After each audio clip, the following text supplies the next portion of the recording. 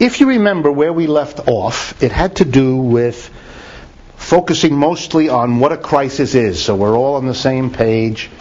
The collapse in production, the laying off of people, and the ramifications as that spreads like dropping a stone in a pond as the ripples of these sudden downturns play themselves out in the economy. But where we stopped was on looking a little bit at how this impacts the government, and then how the government's adjustments to this situation feed back on the economic crisis. And there I want to talk to you about it, partly because it's in the news every day now, and it's important for you to understand, but it's also part of every crisis, this interaction between the private economy and the government. The first thing to note, and the most important, is that when you have a sudden drop in production and a sudden laying off of people, unemployment rising, all governments lose money. It's a very crucial thing that you understand that. For example, federal government and state governments rely specifically and to a great extent, particularly the federal government, on income taxes. That's the way they raise money. And the way the tax works is it's a percentage of your income. If you're an individual, it's your personal income. If you're a business, it's your profits.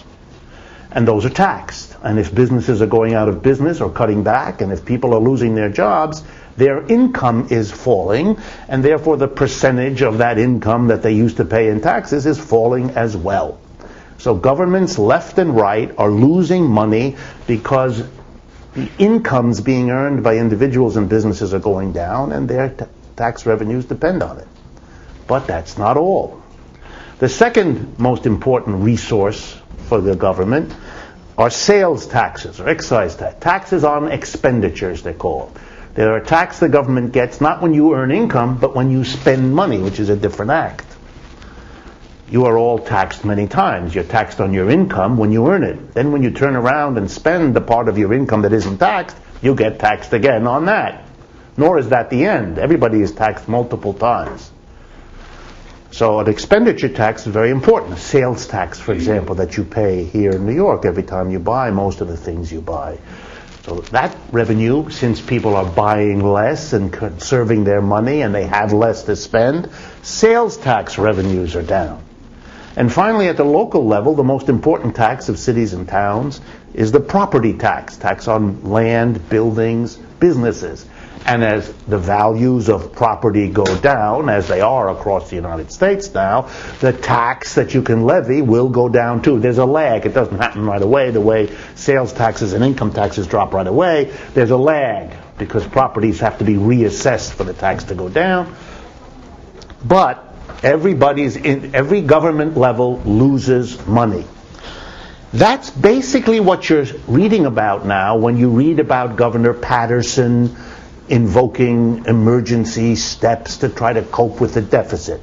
Or some of you may have noticed a lot of attention being given to Schwarzenegger in California because they have a deficit over $40 billion. Everywhere the federal government is losing its income, the state governments are losing their income, and the local governments are. Bloomberg is in all kinds of difficulty trying to figure out what to do. Okay, so what do the federal and state governments do? Well, right away there's a difference, and that's a legal point that I made last time, but some of you asked me about it, so let me repeat it to you. The law in the United States allows the federal government to borrow money when the taxes go down and they need to keep spending on programs. They can do that. State and local governments are not allowed to do that. The reason for that is American history. It's a long history of thinking that when you allowed state and local governments to borrow money to get themselves out of trouble, they went and borrowed much too much and they got themselves into trouble. So a law was passed saying they can't do it. So the local governments can't. That's why you will see so much agony at the level of the state and the local. And you don't see that at the level of the federal. They just seem to be able to spend money like it's going out of style because they're legally free to do it. But governors can't, and mayors can't, and that's why you will read that sort of thing. So the federal government reacts to the collapse of its revenue by having to make two decisions. It either cuts back spending. Government can do that. It's getting less money in, it spends less. The trouble with that is it'll make the economic crisis worse, since the problem begins by individuals losing their jobs and being unable to spend, and businesses losing their customers and therefore being unable to spend. If the government joins them and likewise cuts back its spending, the whole thing is gone. The economy becomes a free fall. So the federal government doesn't do that. In fact, what the federal government says is, wow, if anything, as everybody else is spending less money, we have to compensate by spending more money, which is what they're doing. When you hear stimulus plan, when you watched that last week and the week before, Obama got through and was very proud in signing a bill for the federal government to spend an additional $800 billion, big number, pumping money in. Okay, let's follow the logic here. The government is now going to spend, and the idea is the extra spending by the government will helpfully keep the economy going because it offsets, it compensates for the reduced spending by individuals, by businesses who are cutting back because of the economic problem. So we ask the government to come in and compensate for the private economy's breaking down, not functioning, cutting back.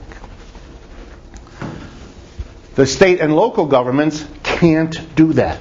So in fact, what the state and local governments are doing as they cope with declining taxes, since they can't borrow, the state and local governments actually make the problem worse.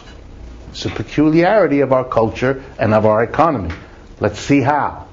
Well, I'm going to take the example of California. It's the biggest state in the Union. So as they go, so goes the nation in many ways, including this one. What did Schwarzenegger and the state Senate and the state House of Representatives in California just do?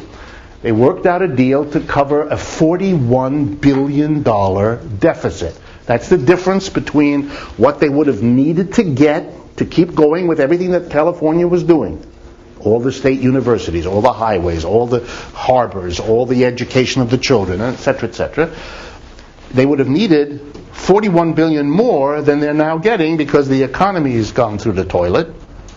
California's been very badly hit by the downturn in real estate. If you walk through the streets of San Diego, you will see every third house is for sale. It's much worse than anything that has happened in this part of the country, at least so far. We may see that. I even notice here on 6th Avenue, as many of you have, that the number of stores that have a for rent sign is clearly different than what it was 3 months ago or 6 months ago or a year ago. No one knows how bad it's going to get. But there it is really bad, as it is in San Francisco and LA and so forth. So they have $41 billion, too little money. They're not allowed to borrow and spend. They can't. So what did they decide to do? Two things. About half of the 41, this is very rough, half of the $41 billion is going to be handled by cutting expenditures by the state. The state is going to, if we're getting less than $41 billion less than we need to keep going, we're going to cut our expenditures by $20 billion. Well, that's an example of the state making the problem worse. That is, joining the individuals who are cutting back and the businesses who are cutting back. The government's going to cut back. It's going to lay off teachers and firefighters and wardens in the jail and whoever else they cut. And the other half, this will blow you away too, the other half of the $41 billion shortfall is going to be handled by raising taxes. So the way they will handle their $41 billion shortfall is raise $20 billion more in taxes and cut government spending, state spending of California, by $20 billion, and that together will deal with their problem. And what does it mean if they raise $20 billion more in taxes? It means people who might have had that money to spend won't, because the government is taking it from them. So the irony is that California, like every other state, is going to be cutting back its own spending and reducing the spending of the public by taxing them more to cope with the economic situation. Now, if it strikes you that that doesn't make sense, good. That's the point. Yeah? Has there been any lobbying to change the law? Yes. States have been trying on and off to do that. And it has been the fear, particularly of the private sector, that giving the states the authority to borrow would lead them into a level of indebtedness that is, in some sort of long-run sense, even more dangerous to the economy than this short-run problem. But that's a debate. I'm not arguing that's right or wrong, but that's a debate. Yeah? Can there be any middle? Can you limit the amount states can borrow instead of saying you can't borrow at all? Yeah, you could make a rule. That would be a compromise. Give them some limited authority. They technically have that because states and cities can borrow, but they're not allowed to borrow for ongoing budgetary problems. They can borrow for what are called capital projects, when they make a big change in the community, build a new sewer, build a school, extend a hospital. That kind of thing, which is not a normal business income outflow, then they can borrow. And all cities and towns do that. So now, if you get a creative accountant, you can do a budget by playing games with your capital, and they all do that. But they have to watch that. They're looked at, and they're covered by that.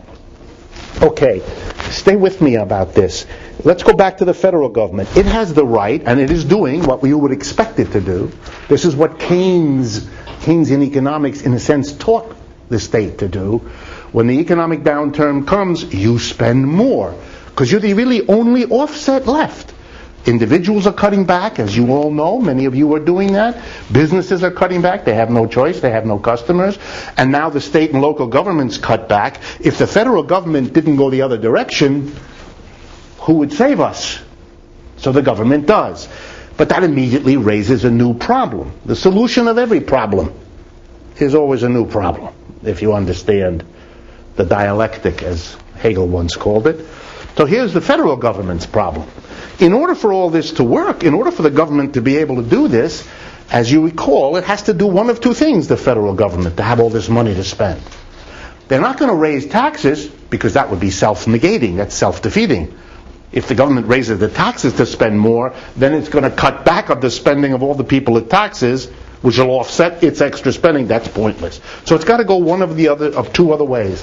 It has to borrow the money, or it has to print the money, literally print the money. It doesn't want to do the last thing because that's scary, because all that money could start looking for goods, and then we would have an inflation, and that's a whole nother can of worms. And they may end up doing that if nothing else works. But that's their last resort. That's their last resort. So the borrowing is what they're doing. That's the focus. The plan of Mr. Obama is to, that $800 billion that was just passed, the plan is to borrow all of it and pump that money into the economy. If the borrowing doesn't work, and it's very important you understand this, because the newspapers never bring this question up, even though some of you, as really, just thinking as an intelligent person you might wonder, at some moment when you read all these things, the enormous sums that the government is going to spend, and they're not raising the taxes, even if you didn't put it into words, that they would have to go borrow it. And then the thought would occur to you, like any borrower would, will people lend to me these big sums? So we're going to come to that. But let's assume for the moment, just simply, that it doesn't work. People won't lend. Then they'll print the money. Then we'll have this philosophical debate, real practically. And Mr. Obama or some other spokesman for the government will stand up and say to all of us, yes, it's true, we're printing money at a vast scale. But don't worry. And then your argument will be made. There's lots of people who need jobs. There's lots of capacity. Factory space, machines.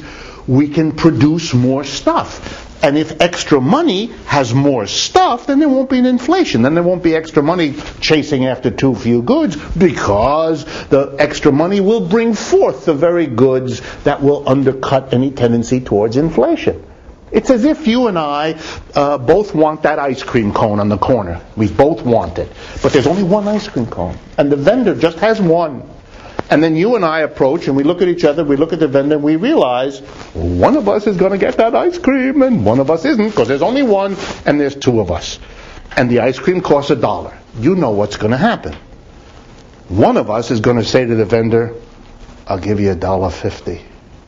In the hopes that the vendor, pleased, will give that ice cream to me because I offered $1.50 versus you who might stick with $1. But you're not a fool. You say, I'll give you $1.75.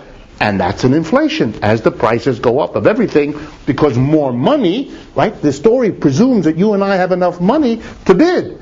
If there's more and more money coming in, there's more and more people who can bid. And up will go the prices. So the hope will be that the money somehow gets the vendor so excited that he arranges for more ice cream. Then there won't be a problem. And so there will be a debate in America. This could be something that's headline news 2 months from now, 3 months from now. Those lining up who say extra production is not going to happen and therefore the extra money will make an inflation, versus those who say, no, extra production will happen, we don't have to worry, print the money. And whoever wins that argument, that's what we'll do. And we will all live with the consequences, whatever they are. But we're not there yet, which is why that debate is in the back of the mind. It comes up in a good question, comes up in an unusual news story, very rare. Mostly we're all acting as though we're not at that point yet, so we don't have to worry about it. We can focus on the government borrowing the money. But I'm now going to explain to you what the costs are of the government borrowing the money. I'm no fan of Republicans. I like them about the same as I like the Democrats. So for me, it's different. But pay attention, because the Republicans are saying exactly what, in a sense, they ought to be saying. I mean, the country's in trouble. That's clear. The majority of people feel that way. Obama is trying to bail us out of the situation. There's basically support for that. The Republicans have a tough situation. They lost the election, and now they look like they're, nitpicking at a time when you shouldn't be doing that. It's tough for them. So what they come up with is, however, not altogether nonsense. It isn't. And I hate to be somebody who tells you to take seriously what Republicans say. It really hurts my feelings to even think about doing it. But I have no choice. I mean, there is a logic there. If you borrow like crazy to bail the economy out, which is what we're doing, that's what the Congress voted for it. Obama pushed it. He signed it. That's what we're doing. If you borrow a ton of money, you all understand, you're going to have to pay it back. And when the government has to pay it back, it's going to have to eventually tax businesses and people to get the money to pay it back. That's not an argument not to do it, because we're in such terrible trouble. You got to do something. But remember what I said. A solution to a problem is always another problem. Does not mean not to do it. If you think you're going to find a solution that produces no problem, good luck to you. It's never been done. You may be the first, but no one else has ever done it. So yes, Obama is doing something. He's going to borrow that money. But when the Republicans say, wait a minute, we're all going to have to pay, that's correct. They're right. Sure, they're right. That's not even the whole problem. If the Republicans were a little smarter in economics, they could say some other things, which I'm about to, which are also problems. But that's the one, that's all right. But what they're saying is not without any merit. That's really not the case. And that makes sense. They're going to have to find something if they're going to, hit at Obama, hit at the Democrats, which is what Republicans are there to do. Then they've found something to worry people about. Then they also make other arguments that are a little strange. But if the government is going to borrow for this big stimulus, it has to find lenders. And the first logical question to ask then is, well, who might the lenders be? Let's rule out some. The American people aren't going to lend to the American government because they don't have any money. Most of them have no chance to do that. And so the rich are there. They'll lend some money. But they're not exactly flush these days. And so that's a bit of a problem. Much of the lending that the government has been able to get has been, as you point out in your question, from outside the United States. We've been borrowing now for quite some years. An enormous and growing percentage of the debt of the United States is to foreigners. foreign individuals, foreign businesses, foreign governments, all of whom, for the reasons you mentioned and many others, lend to the United States government. It is still the government where, if you're a rich capitalist, it's a good place to have your money, and it's often a better place to have your money than the country in which you live and of which you are a citizen, where things are shaky, and it's always good to have a nice apartment on Fifth Avenue, even if no one's ever in it except your cousin Frank, who visits the United States twice a year for a week. If you doubt me, talk to any realtor in New York City, in Manhattan particularly, and you will learn what an immense proportion of the apartments in the pickiest areas of the city are owned by people who are never there. You go in the evening and look on Fifth Avenue, and the windows are all dark. Nobody's in there much of the year, because these are not homes. These are investments. They are places to put money for safekeeping if you're a wealthy person in Asia, Africa, Latin America, Europe, or anywhere else. It's very important. Anyway, foreigners have been lending to the United States government. So the hope of the Obama administration is that they will continue to do so. That they will continue to do so because we're still the best bet, although we're not quite as secure as we used to be. And they still need the United States not to fall apart, because they all sell here in the United States, in these other countries. And if the United States falls apart, they are in a sense shooting themselves in the foot by letting the United States fall apart. So they can't. Also reserve currencies, so they'll lose all their accumulated wealth. Yeah, they own a lot of dollars, so if the United States falls apart and the value of the dollar goes with it, they're sitting there holding the stuff. But all of those arguments work two ways.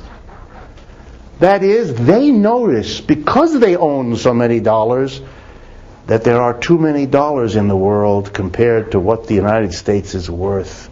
And therefore they have to hold more of them, but they don't want to hold more of them. They're a lender who sees the borrower in deeper and deeper trouble. So it becomes prudent to go, well, I don't want him to fall apart, but just in case he falls apart, I don't want him to take me down with him. It's a very old problem. And the rest of the world, you can see it already. Over the last 12 months, the flow of foreign lending to the United States has slowed dramatically. Has changed its form. For example, foreigners have dumped securities. They have dumped long-term debt. They've gone into short-term. They don't trust the United States. They're shifting from, say, a U.S. Treasury, a debt to the a loan to the United States that has to be paid back in 20 years. They've sold that and moved the money instead into something that the government has to pay back in 3 months. Because they want to watch. They want to have the option that if things look terrible, they're not stuck in a long-term loan. They want a short-term loan, which is one of the reasons why short-term debt has changed in America relative to long-term debt.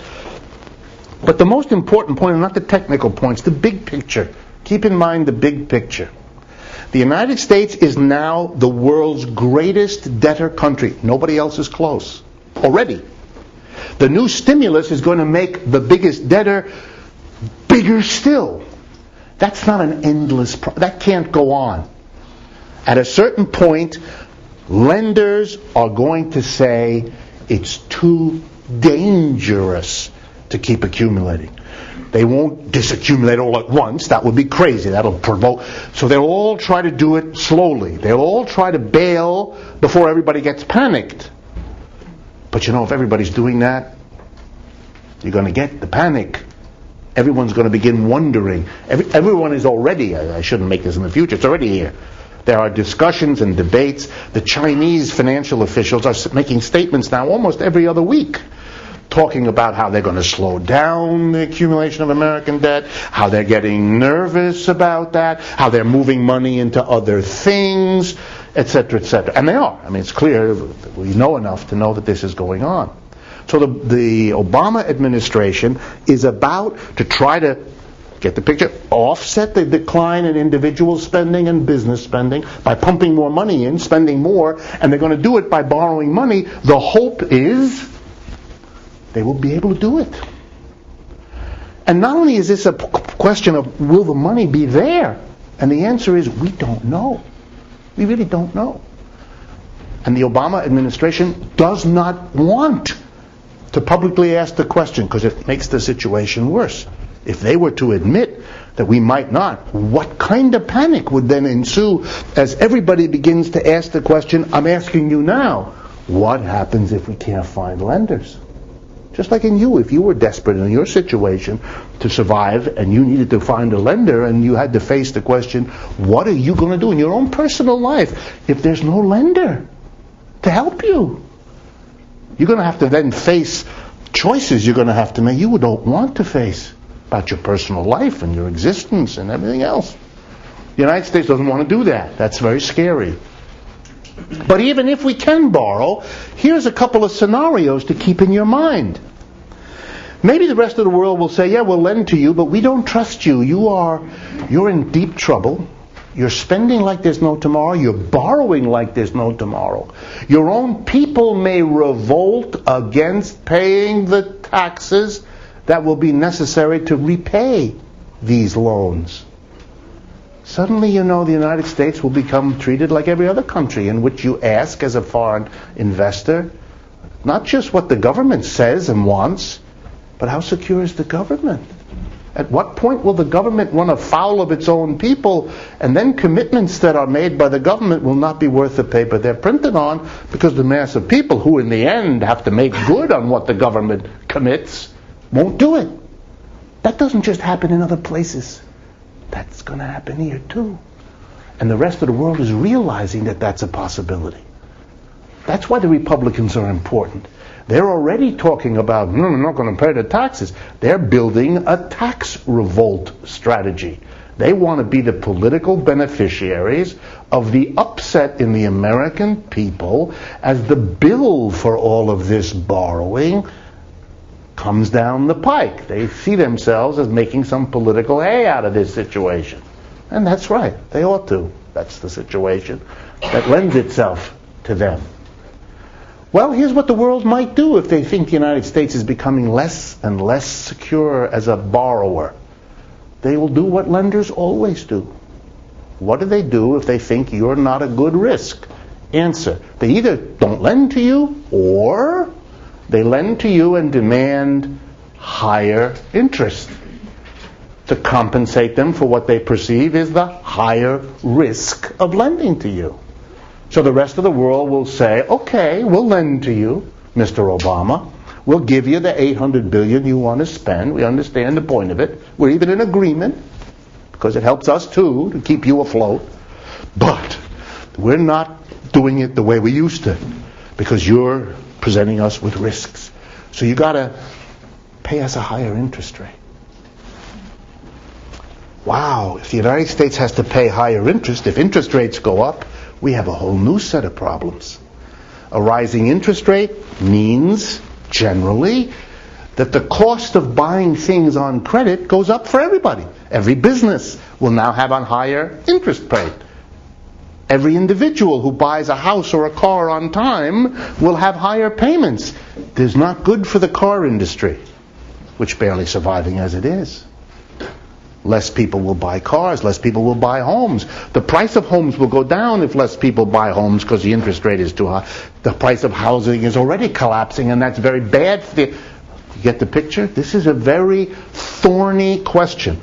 And one sign of how serious this crisis is that we are so desperate to do something, like the stimulus plan, that we don't want to ask these questions. They're put aside. They're bracketed. We're not to worry. Either because there's no problem there, that's crap, but a lot of people will say that because they're afraid. Or the more honest answer, which you will get in Washington, is if we don't solve this problem now, all these other conversations will be academic, in the worst sense of the term academic. So it's kind of, yeah, maybe, but what choice have we got? We have to.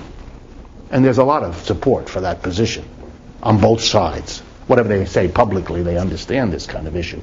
But you should be aware that if the government borrows, it may have to pay higher interest rate with all those problems. If the government borrows, that's going to have to be paid back, and that's a problem. And we're even not done. Here's the third problem with the government borrowing. When the government borrows and soaks up all the money that can be lent, then there isn't any money lent to the private sector. It means businesses. It's called in economics crowding out. The government is crowding out the private borrower because it's literally soaking up all the lendable money. It's desperate, it has to do it, but it creates difficulties. Serious difficulties, because other companies that might have been able to get the money to keep going won't be able to. Or on much less attractive terms. They'll have to give it back sooner. They'll have to pay more points. They'll have to pay a higher interest rate. They'll have to give over more control to the lender than they would like for their... All those kinds of pressures begin to build up because nobody who's a lender wants to lend to the private because it's risky. You prefer to lend to the government, which promises you that they will guarantee to pay back. And the government is a more reliable borrower than the private. So between the government soaking it up and the government being the preferred lender anyway, the preferred borrower, businesses who are already complaining that credit is tight may be complaining much more loudly. And again, the answer to them is, yes, that's true, it's a problem. But if we don't do this, the game is up. It's all for you signs of how very, very serious this crisis is, beyond anything that is still being admitted most of the time. Yeah. It might sound like a stupid question, but if the United States doesn't have any big money reserves anywhere, it's going to have to borrow all the 800 billion. Or print it. Now, of course, the government could take. I don't want to do this yet because partly it'll scare you. But there, of course, is always an alternative. In every country that reaches this crisis point, there is, of course, an alternative. And the rest of the world may force this on us. The rest of the world will say, I'm not lending you anything. But I'll tell you what I'll do to the government. I will give you money to spend, but you got to give me something that I want. And another debt from you, I don't want. Well, what do you want, Mr. Obama would say. And the answer, now don't laugh, I'll take Oklahoma. Careful, this happens all the time. We will give them property. If they will give us the money to allow the government to do what it has to do to get out, and what we have to do is start giving them the wealth of the United States, they will. That's what other countries do. Yeah. We have military bases all over the world that can be sold. Absolutely.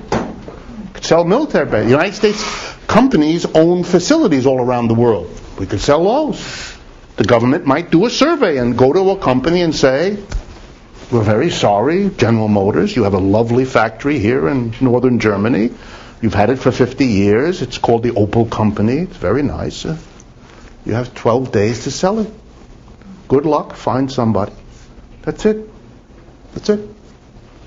And then we'll work out something with you. You'll get paid, but you'll immediately lend it to the government, this money, and blah, blah, blah. Well, if you're at the end, if you have a basic crisis, and you don't have the wherewithal to solve it without these measures, you have to start thinking of measures.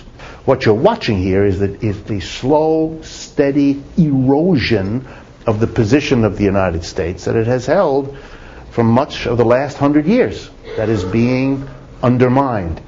It is still a very strong position. Don't misunderstand. The United States position is still very wealthy, still very strong, but it's not what it was. And that process is what all these deals, this changing. This is not complicated. If Brazil is showing more and more difficulty and shrinkage of its interconnections with the United States, while there's an expansion of its interconnections and dependence with China, you don't need an advanced degree. They're going to change their politics, and they'll change their global position, and change where they think they ought to spend their money, and change who they ought to support in the UN, etc., because it's a question of their survival. The United States' position keeps shrinking.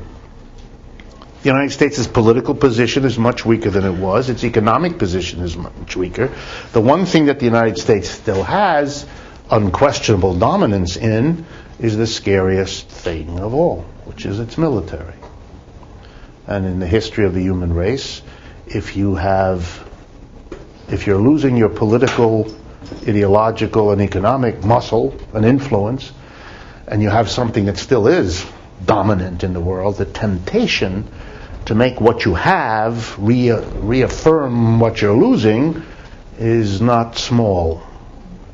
And you can see across America the people who think like that. The people in the Bush administration, there were a lot of those who thought like that. There are fewer of those who think like that in Obama, but they're there too. And that's in part of American politics, as it would be in any other society. But it's a danger I don't want you to distract you from, but it's not quite what the course is about. And none of you should be under any illusion, no matter how smooth the president of this or that country is, including our own, and how confident, projecting that image, that's very nice, but that's not the reality. That's the persona, it's not the reality. Not here, nowhere else either. If you put all the levels of government together, if you put the federal, state, and local, it's by far the biggest employer. No private employer comes anywhere near that. So in terms of just the sheer magnitude of the number of people whose personal income depends on a check from some level of government, that's bigger than any particular private industry. By a law, it's not even close. On the other hand, the majority of people are employed in the private sector in the United States. If you add up all the private employees and put against them the government is much smaller total than the total private sector. It's more of a private economy than a government economy in our society. And that's been true pretty long. The role of the government has gotten larger pretty steadily for 50, 60 years, but it is still a minority of the total employing class. The business about small employees, small companies and big companies, that's a bit of a charade. This economy is dominated by large corporations. But the way the large corporations dominate is not only by employing people. So, for example, General Motors dominates an enormous swath of industry. But much of that industry is organized as little companies who produce, a carburetor ring or a plastic strap that holds your some piece of equipment in your car seat to the underside of the seat. And there are historical reasons and tax reasons why it's more profitable to have this piece of stuff made in a little company with 11 people outside of Detroit rather than in the River Rouge plant or a big company. But the idea that this is a little business which is somehow independent, that's silly. That's just silly. That is, a huge portion of these small companies are completely dependent on one or two or three large companies for whom they are feeder suppliers. And it's really a detail of law and accounting that they're kept independent. And you can actually see it. When the law changes, they're swallowed up again and become the divisions of the big one. When the law shifts, they are separated out again.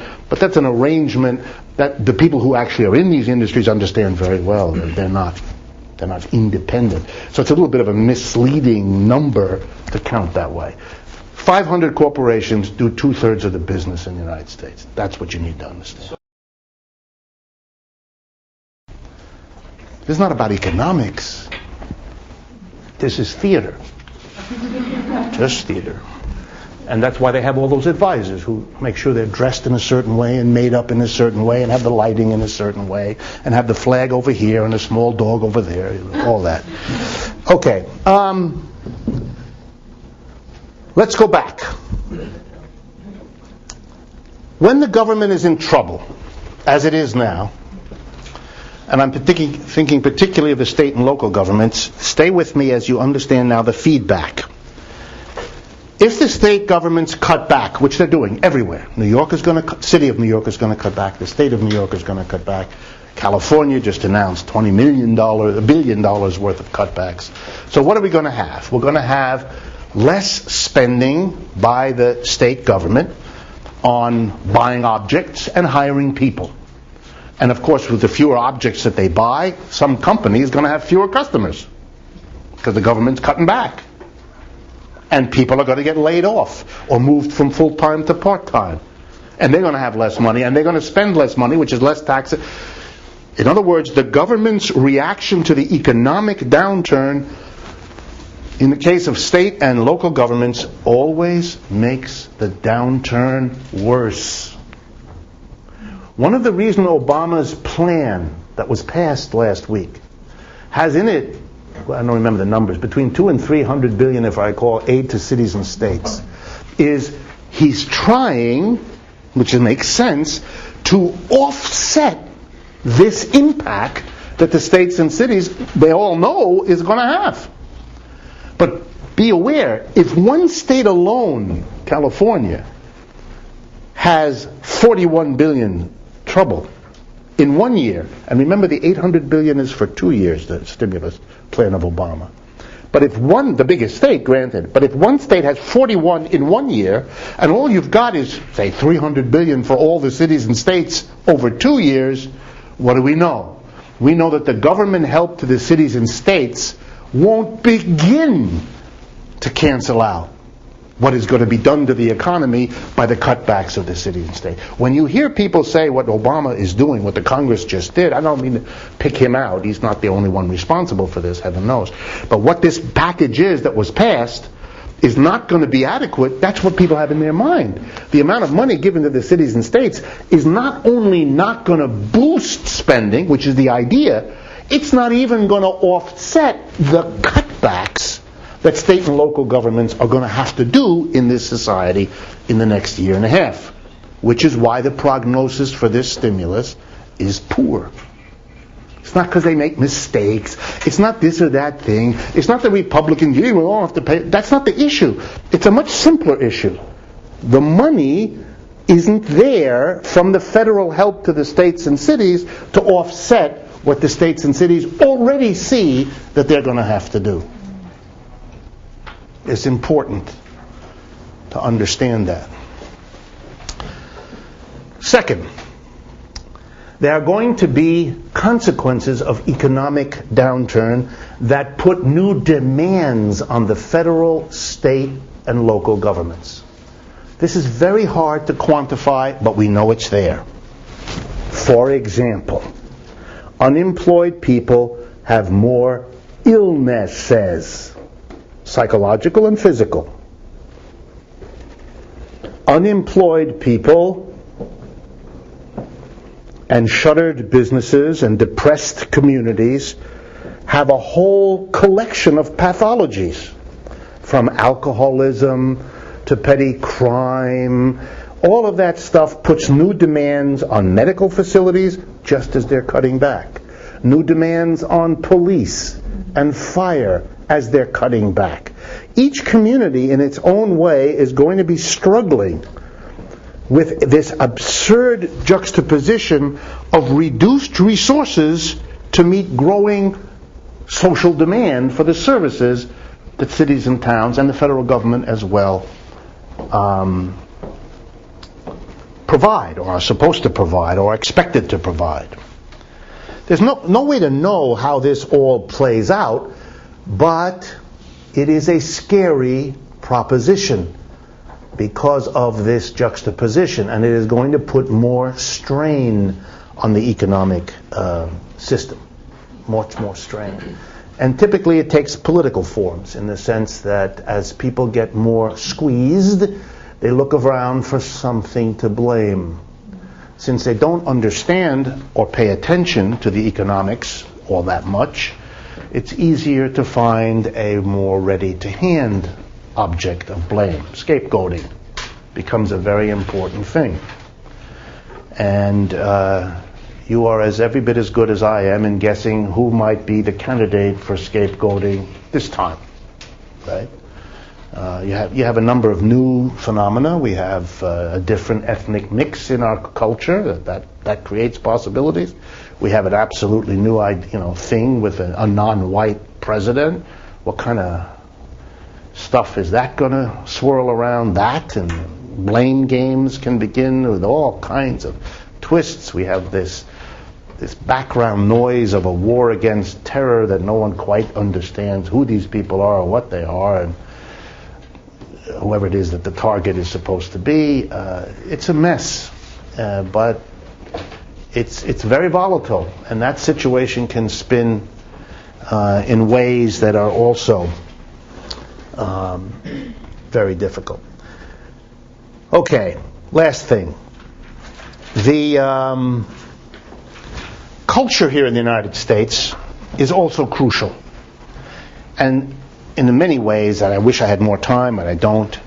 But one of the ways this culture works is that in our culture, when things go bad economically and politically, we have been trained as a culture to blame the political sphere.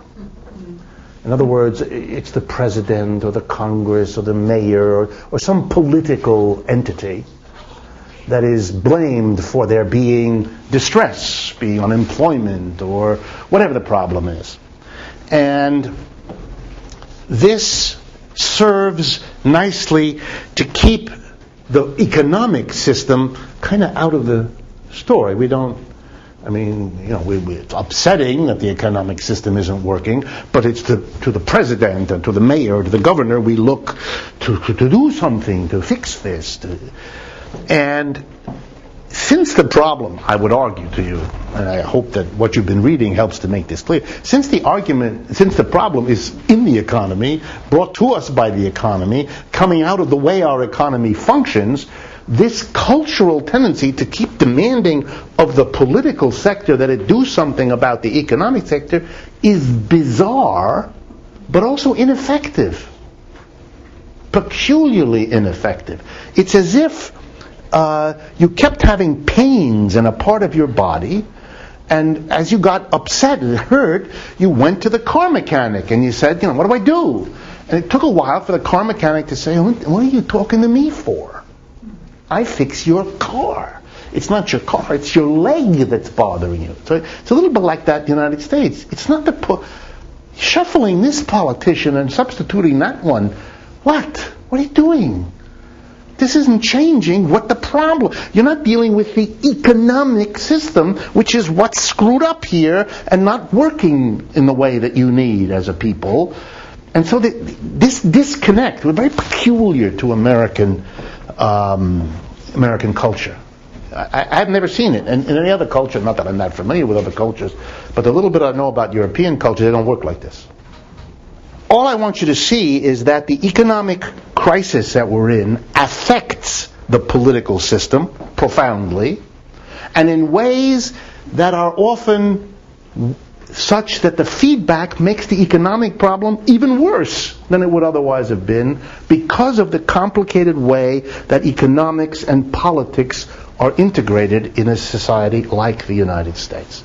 And that when a crisis hits in the economic system, given the way that politics and economics work together, it's actually in many ways creating a whole nother set of problems layered on top of the economic problems.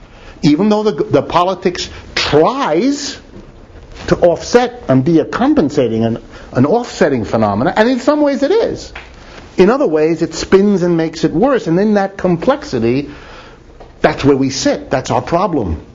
And that's why you'll see as much struggling with the politics as with the economics. Okay, enough of that. Let me turn now to what is section 2 of your reading list, which is an overview of the history of this particular crisis, which is what we're going to focus on.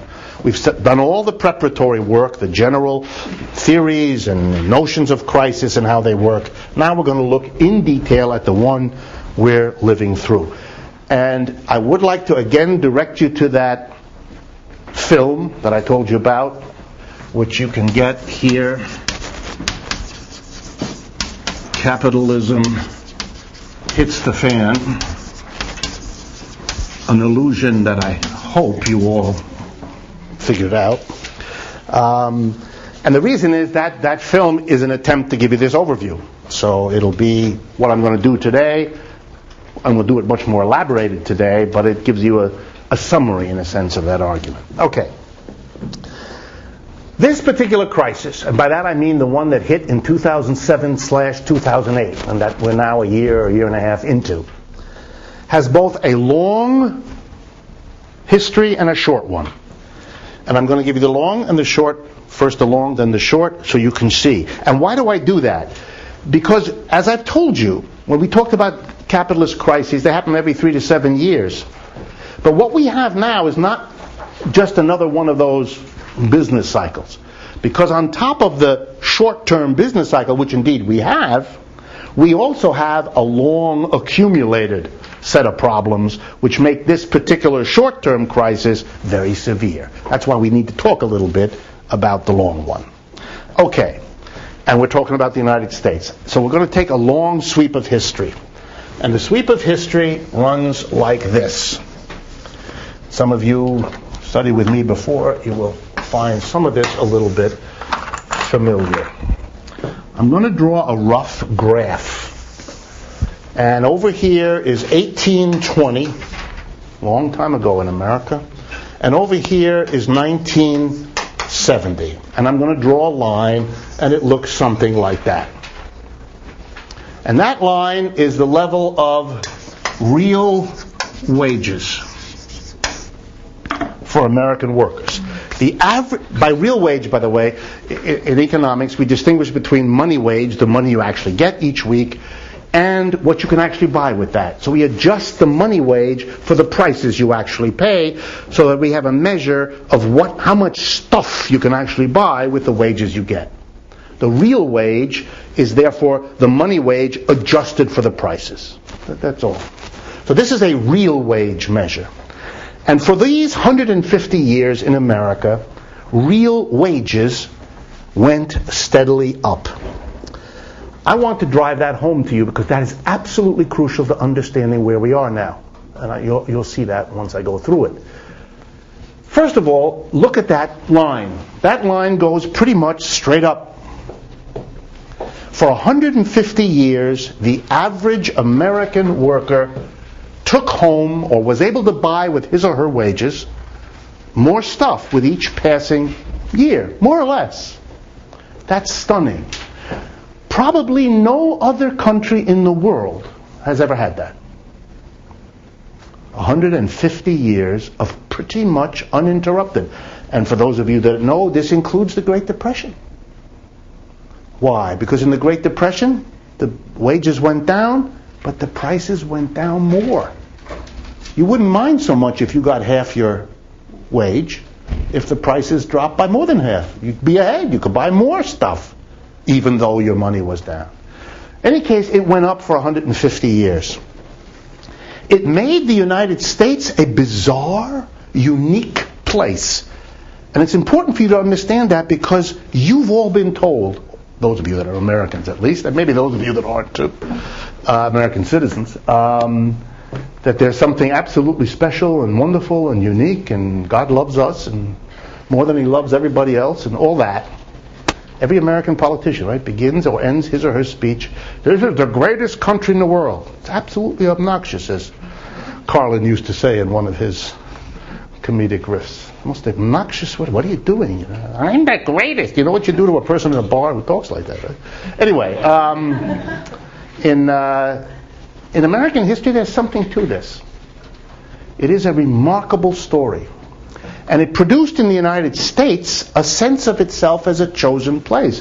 A place in which something happened that didn't happen anywhere else. It had something to do with a lot of people coming here from other countries because they thought it might happen here and they were pretty sure it wasn't going to happen there, and they were mostly right.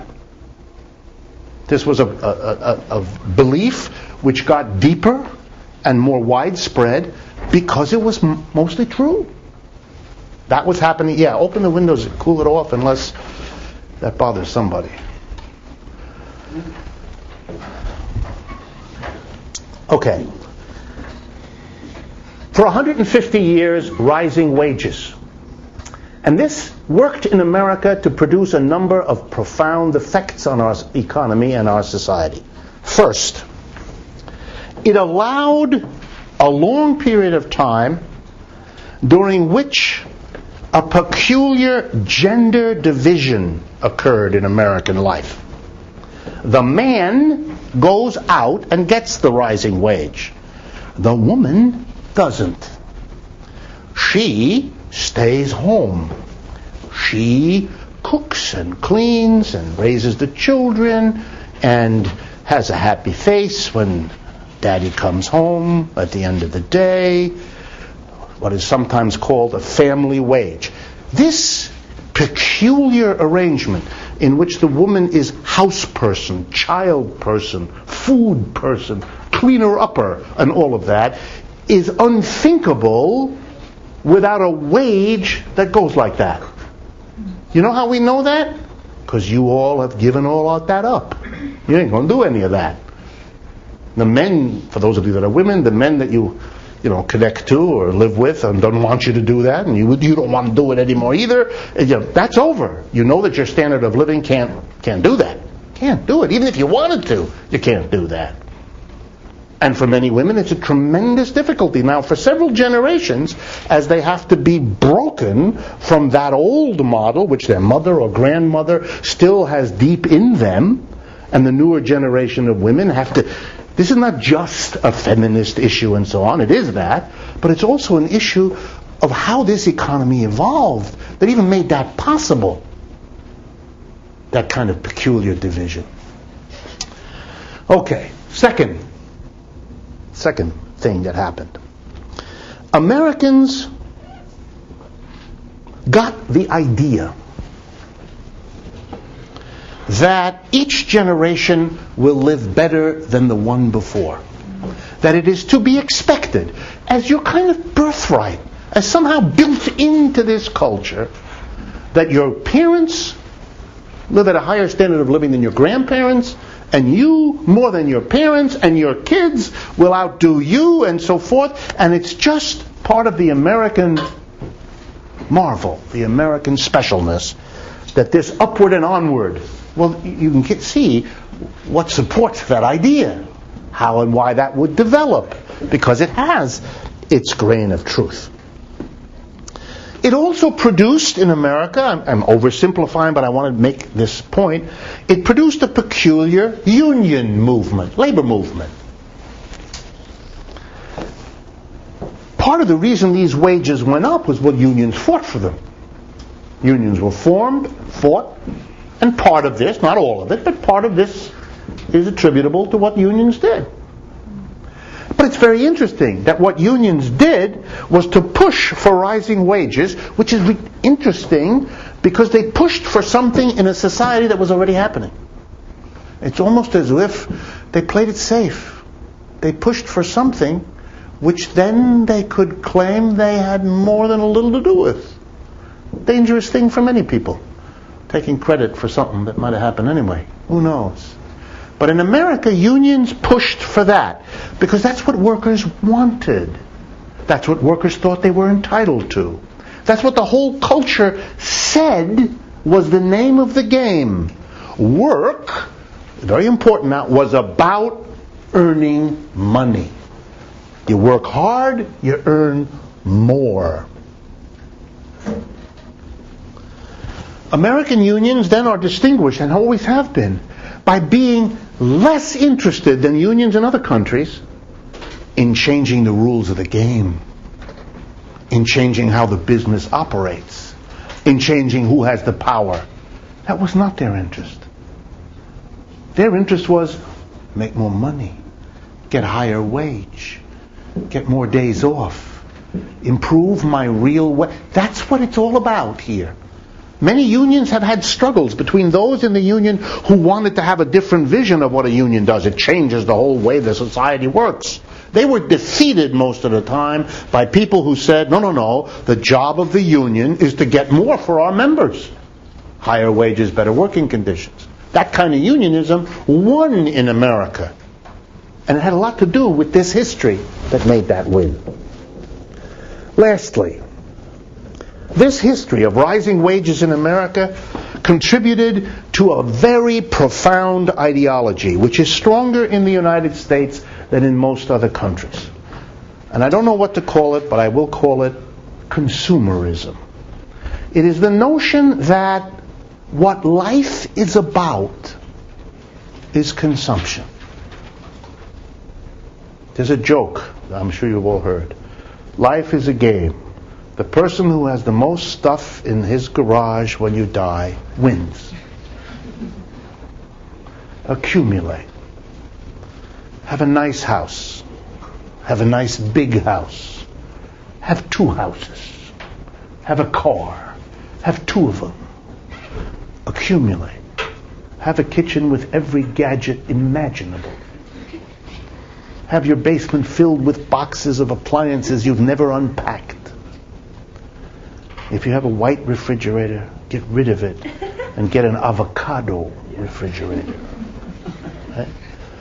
Have a machine that grinds your coffee as well as cooks it, etc. Right? It's a society in which consumption becomes an incredible value. I'm going to exaggerate. I am exaggerating because you'll see where this goes, but I'm not exaggerating by much. It's a society in which human beings begin to measure their own worth in terms of consumption. I'm an important person because I drive that car, I live in that neighborhood, I take my vacation over there, look at the outfit I'm wearing, look at the restaurant I'm dining in, etc., etc. I am, as every advertisement you've all seen says, I am a Rolex man, or whatever. That is, I literally become the things I can acquire. I'm successful, meaning, look at all the stuff I got. It's a society in which you're willing to do all kinds of things if the payoff is more stuff. If you ask people what kind of job they want, most Americans answer in ways that do not describe the work they will do, but rather describe the income they will get. I have a good job usually means a well-paying one. Not good in terms of how I interact with the other people I work with. Not good in terms of the social usefulness of the work I do. Not good in terms of the experience it has for me as it's how much money I earn. And that in turn is important because I can buy with the money. That's important because it means people think like that. They think about consumption. Consumption is crucial for them. Americans accept working conditions that are in many ways more pressured, more speed up, work very high intensity. And when you ask them, the few who understand it, why are you working at a pace which other people in advanced countries would not accept? Why do you do it? For those few who understand that that's the case, which it is, by the way, in case you don't know, the answer is, for the knowledgeable American, I want that amount of stuff. I want that. Americans work, right, for example, today, 20% more hours a year than Europeans, on the average. Do you understand that? For every 5 hours a European works, an American works 6 in a lifetime. That's amazing. Americans work their asses off to accumulate money to take, when they finally have enough, a trip to France and Italy where they admire the pace of life. But that's what they do. They come back and say, these are marvelous people. They go out to dinner at 7 and they come home at 11. And they like to sit there for hours. I don't do that. I gobble coleslaw while working at the computer. Well, that's what I do. That's what I do. That's why my keyboard is all gluey. Right? Americans have a hard time thinking, for example, of the following. That it might be important, if you're troubled in your life, to transform the work experience. Might be more important for you than to get another $10 an hour. The work experience, the thing you do 5 days a week, pretty much from the time you get up in the morning, because you're getting ready to go to work, to the time you get home in the evening after you've traveled from your place of work, you put it together, that's the overwhelming bulk of your lifetime. The time that you're not dead. You're living. But we accept as a people work conditions that are absolutely atrocious. Time, pressure, speed, machinery we have to manage, and so on. Because that issue has not been a concern of American workers. It really hasn't. The Americans are concerned, how much am I going to get paid at the end of that day? And I'll take my pleasure in consumption. I'll suffer the work experience to have the consumer experience. The work experience is negative. The consumer experience is not just the positive.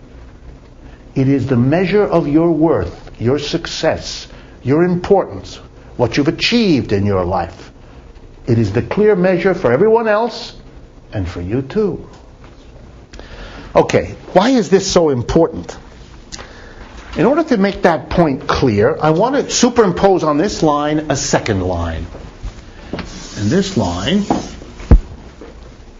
same period of time, this line represents productivity. What does that mean?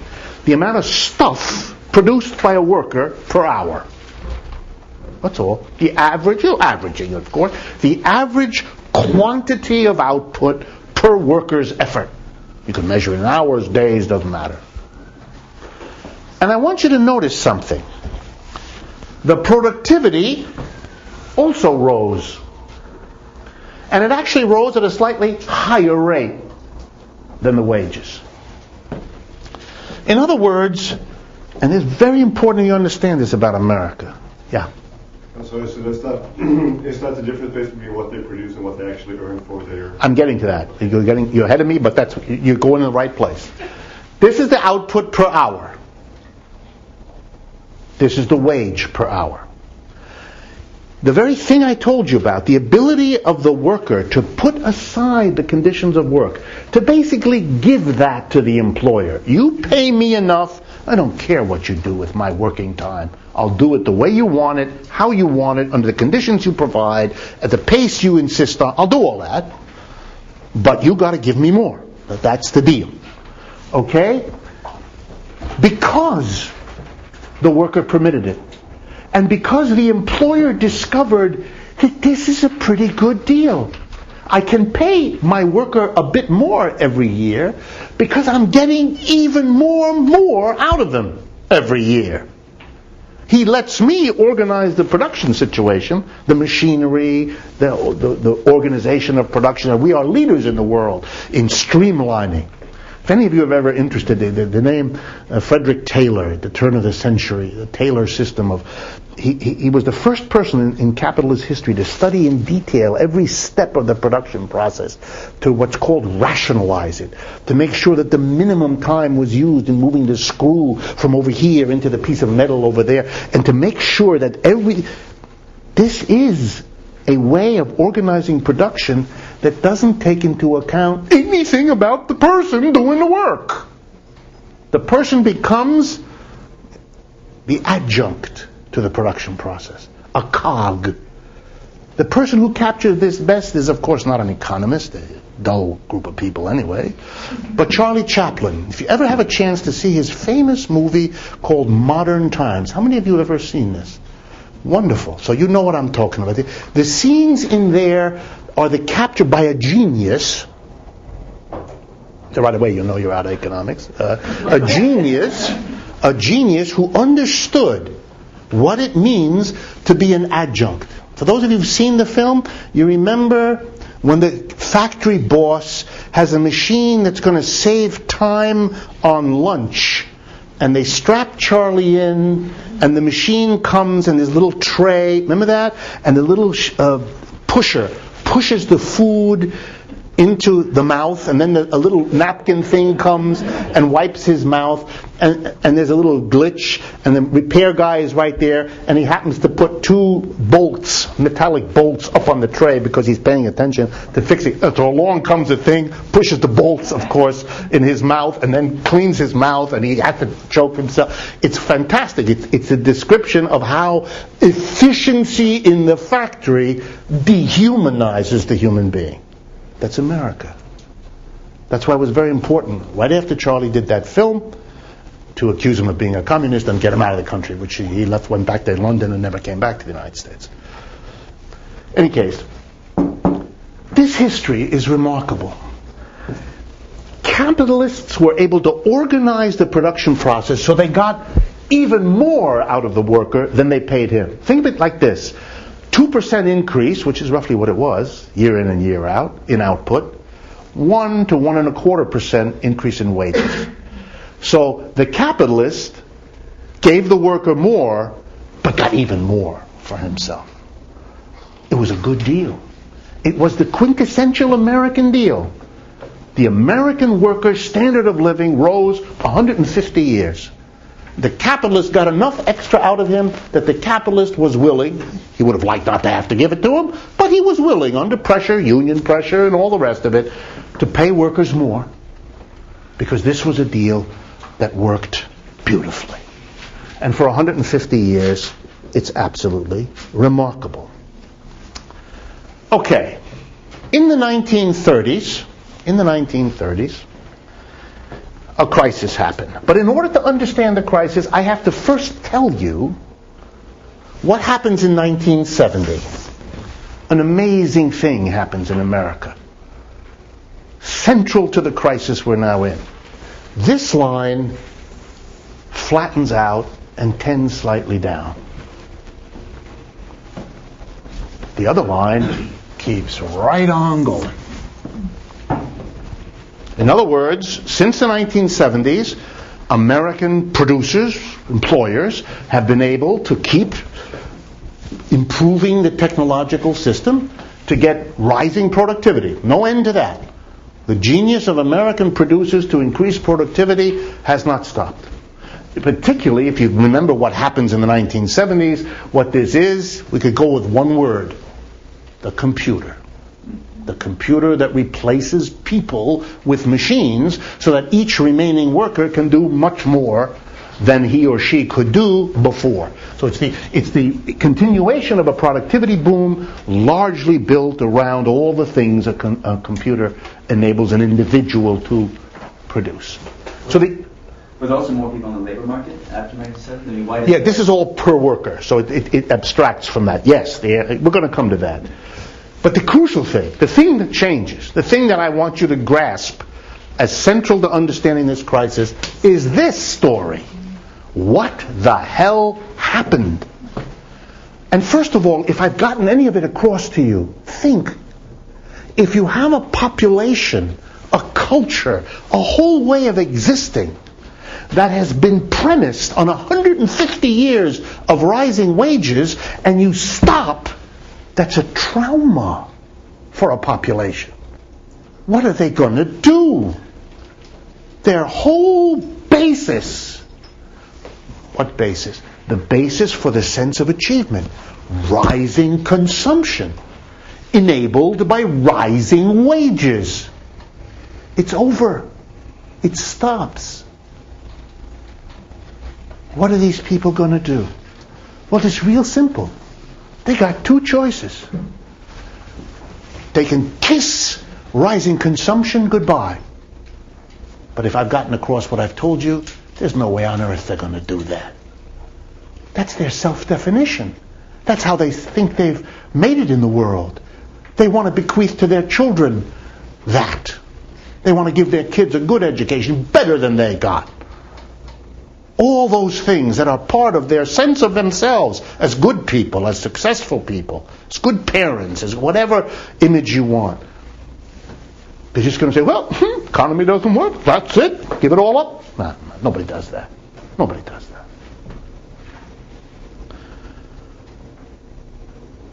Did they do it? No, they didn't do it. Not a big surprise. What did they try to do? They tried to continue increasing consumption even though they had no wage way to do it. And they found the way. And they were pioneers in this, the way Americans have been pioneers before. Only this one doesn't have a happy ending. You know how we know that? Because that's the crisis. Here's what they did for the last 30 years. Two things. One, they did more labor. You know, if the real wage per hour doesn't go up anymore, one way to respond is to do more hours. because you can't do the same number of hours because that's going nowhere, so you can do more hours. So the American household undertakes more hours. And here's how they do it. Daddy takes a second job if he only had one, or a third job if he had two. But that's on the tip of the iceberg. The big thing, the women. Out. All that crap. The woman must take care of the children. Yeah, sure. The woman must be at home. Yeah, sure. It all disappears. You know, I don't mean to be facetious. It's a big struggle inside every woman as she has to cope with this radically changed definition of what her life is and what she ought to be doing. And it goes very quickly, which is why it has caused such difficulty for women. And for the men too, of course, because they have to adjust also to all these changed roles and positions. The women go out. They can now do more hours paid to bring in more money so the standard of living can be maintained and even raised a little bit. Teenagers are now, do a little work here, sweetie pie. You may only be 15, but babysit or something. And the old people, the retirement, come out of retirement, do something, a few hours, maybe a part-time, help. So the American family sends out its people to work more. That's one of the reasons that number I gave you, Americans work more hours than other people. That's a 30-year program to work more hours. It's not some mistake. It's not some peculiarity of our personality as a nation. That's an accommodation of a population to a traumatic event. And I'm going to explain to you as we go along why this happened. Right now I'm giving you the overview, so the explanations will make sense. The American family discovered this wasn't enough. Turns out that when mother leaves, when the woman leaves the household and takes a paid job, there are expenses. In America we have no public transportation, so the woman has to have a car. And she has to have outfits. She can't run around in that moo-moo. No, she can't do that. She has to have, an appropriate work outfit. And instead of making, a sandwich for herself at home, she has to spend money on the lunch and the travel and, the whole business. And it turns out she makes more money, but the family has more expenses. This kind of cancels out. So the American family does a second thing over the last 30 years to cope. You all know what that is. It borrows money. It borrows more money than any working class on the history of this planet ever borrowed before. Per person, per household, you name it, we're pioneers. Americans went crazy in borrowing. Never before in American history, and never anywhere else like this. 20 years, 30 years, from the mid-70s roughly, boom, we borrow. Americans borrow. First, of course, before borrowing, they begin to work down their savings. They had some savings. In the 1970s, Americans had savings. You know what? Today, Americans have no savings. We have a negative savings rate in the United States. We don't save anything. We spend our income. We used to save a portion. We don't save anything. So first, you don't save anything, and then you borrow. So Americans have now 30 years of no savings and rising debt. Average debt in the United States is now 140% of your annual income.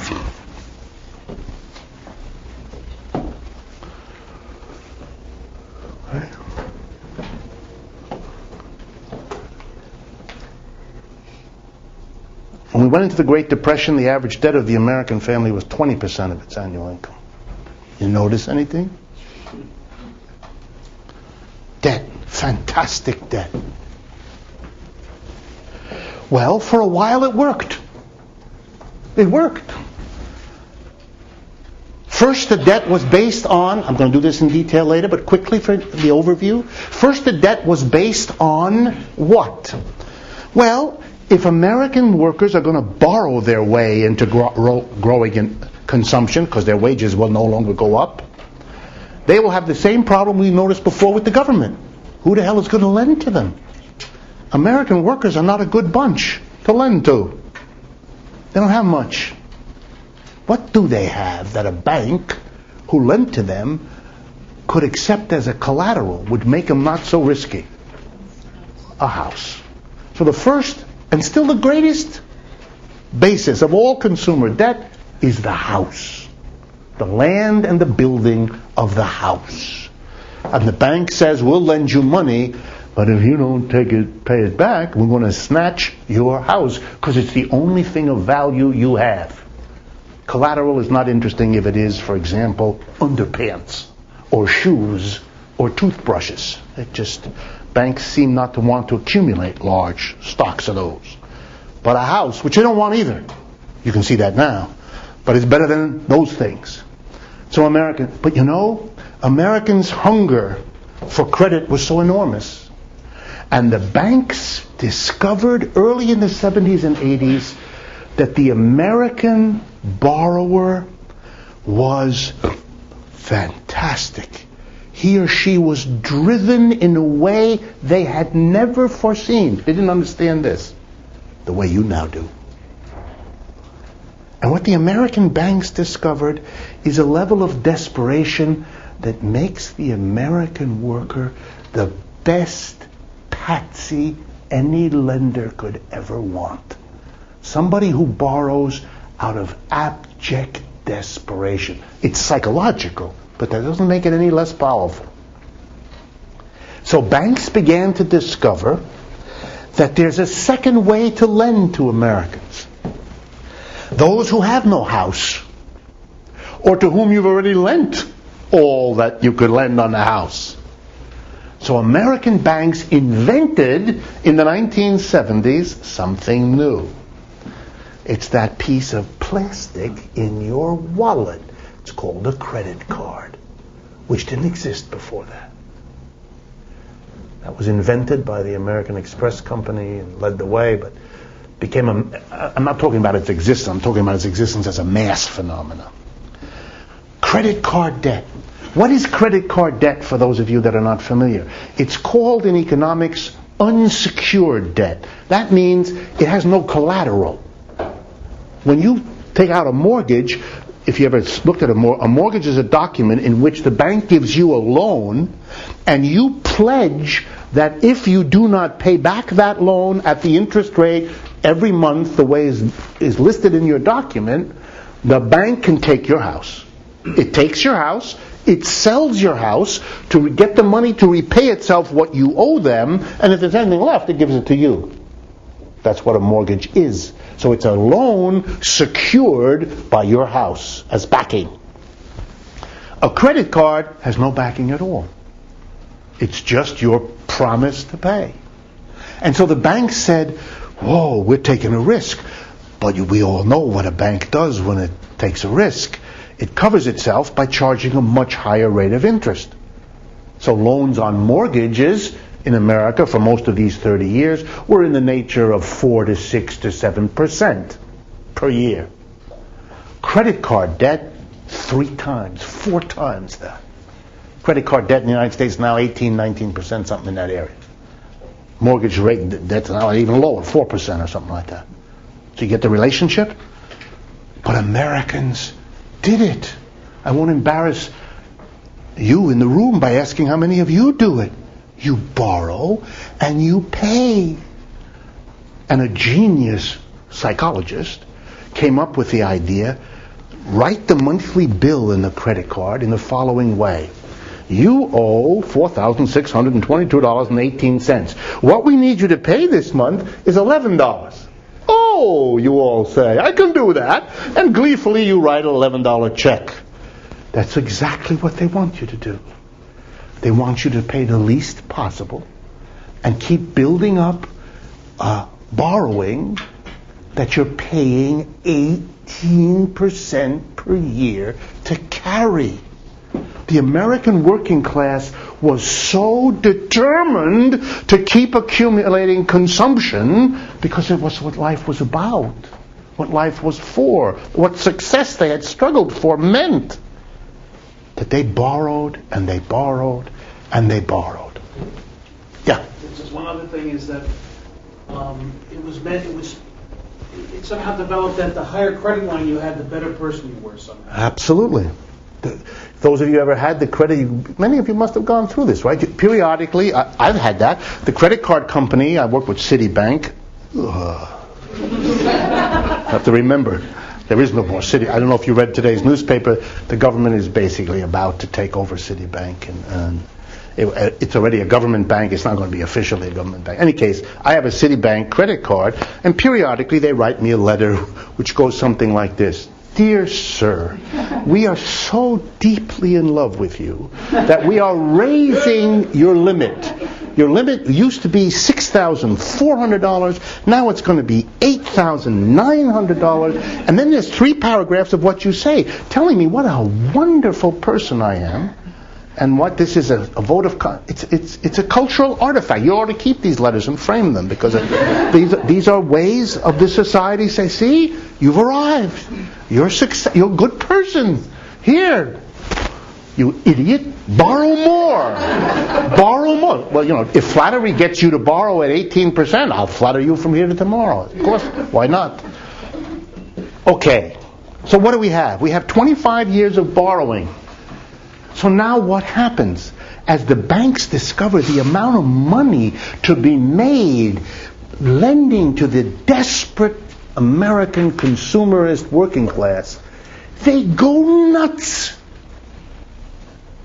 What I'm about to tell you, if you grasp this, you'll understand the genius of American capitalism and also its Achilles heel.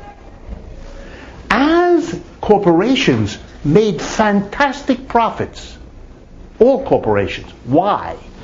Well, ask yourself, if you're a company whose workers keep producing more and more each year, but you don't have to pay them anymore each year, don't need an advanced degree. I get more from each worker, but I don't give him any more. All the extra from the productivity is me. I'm the employer. I keep it. I get more and more from the worker. I don't have to give him anything. It's all for me. This period, profits, which is the distance between these two lines, gets bigger and bigger. This is called the last 25-year boom. That's why we had a stock market explosion in the 1990s. That's why we had a profit boom. That's why the rich got richer and the rest of us sitting here. Right? But here's the punchline. These rich people took these enormous profits and put them in the bank. And what did the banks do with them? They had to find a profitable way to use them. I just told you what they found. The banks took the profits deposited in them and lent it to the workers. Are you with me now? If you lump together the business, the profit capitalists, and the banks, they're interwoven anyway, what American capitalism achieved in the last 30 years was to stop paying workers higher wages and instead to lend them the money. Hey, imagine yourself a business executive. And let me repeat what I just said. For 30 years, instead of paying the workers more wages, as you've been doing for 150 years, you gave them loans, which they had to pay back with interest. This is too good. This is too good. This is gooder than anything we could have imagined. The business school never told us it would be this good. And in the craze, as often happens in periods of profit, capitalists go nuts. So they began at the end of this period, starting around 2000, to say, okay, we've lent to all the people who have mortgaged their houses, and we've lent to all the people who can take out credit cards. We now have to, who can lend to? I know there's about 25% of the people that are so piss poor that they have no house and we'll never give them a credit card. So here's what we're going to do. We're going to approach them and say, we want to lend to you too. Who are these people? They have a peculiar name. They're called the subprime borrower.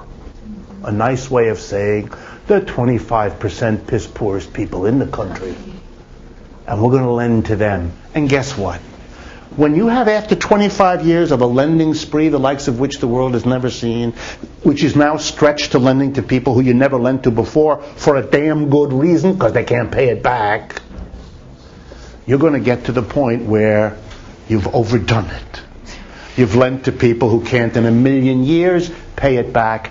And that's what happened last year. The mass of people who had been given these loans in the go-go days when everything was working got to the point where they couldn't anymore. 14% of the disposable income of an American, that's the amount of money you get after you pay taxes and basic things, is now used for what's called debt service. $1 out of $7 that the American work after the taxes, you're spending money, you can't spend on anything because you got to pay off your debts. Okay? So what's happening is they can't anymore. But they can't make it. They're paying off their debts. There's not enough for the food, the shelter, and for that mortgage of the house they can't afford. All the details of this you're going to get.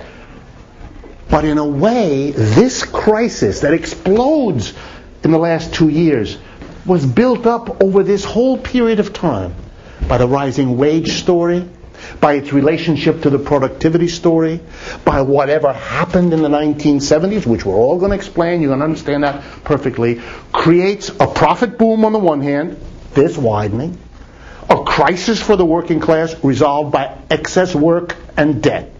So by 2007, profit is going mad with speculation. That's why we had the stock market crash of 2000 and the wildness of that you may remember. And we have the desperation of a working class that is physically exhausted and anxiety ridden up the wazoo because they know it can't carry the debt. You lose work for 3 months, you're finished, everything is lost. And I haven't even begun to tell you all the crisis of the American family when mother leaves.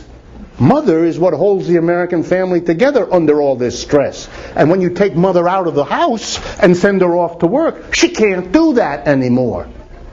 American women, particularly women who are married and with children, are the largest consumers of legal and illegal drugs in the world. No other population, male or female, comes close. What is that about? Do we have a souped up female population in America? Is something wrong with you all? You've put these people under a level of stress that explains why any population under that stress would be taking every Prozac, every antidepressant, the people of this country are exhausted on every level that we can measure. And that's one of the reasons why this is not one of your run-of-the-mill business cycles. This is the big one. Biggest in our lifetime, for sure.